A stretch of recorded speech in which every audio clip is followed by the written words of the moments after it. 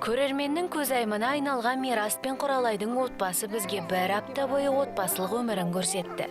Бүгін олардың өмірі туралы бейне сюжетті соңғы күн тамашалаймыз. 4 бала тәрбиелеп отырған өнерлі жанұяға бақыт, шаңырағына шаттық тілейміз.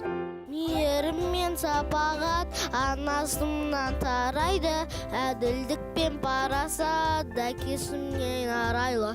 Біз тәртіпті баламыз, айтқан тілді аламыз, аман болсын әке мен анамыз.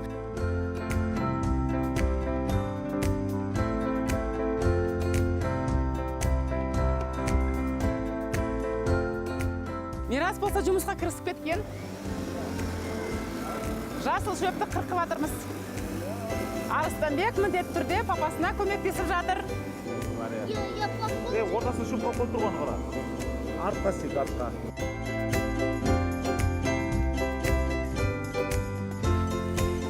Отыз алты, 37, 38, 39, 40. Ура!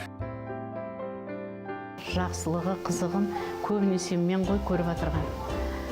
Әке ата-аналары жаңағы үйде болмайды көбінесе жаңағы гастроль, концерт, жаңағы той деп кілең сыртта жүреді.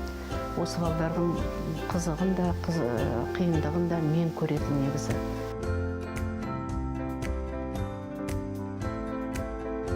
Әңкар, Кәмшат, сөйтіп бес алдым дейсіңдер ма? Иә.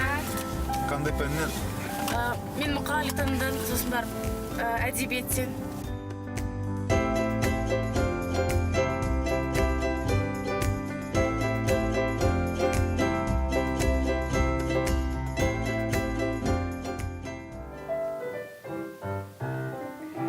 Бізбен бірге бір апта болғандарыңызға үлкен рахмет.